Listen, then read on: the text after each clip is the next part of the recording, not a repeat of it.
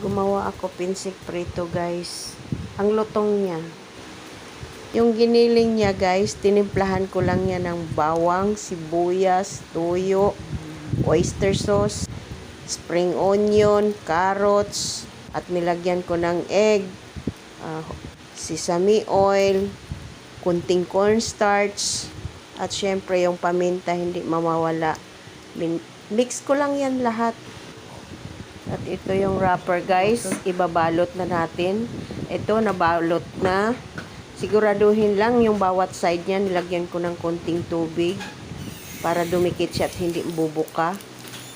At ito, piniprito na natin. Prituhin lang natin siya hanggang maging golden brown. At sure, malutong talaga yan.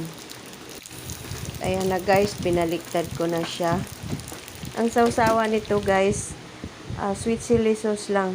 Sweet chili sauce lang yung ginamit ng amo ko. Ayan, okay na siya.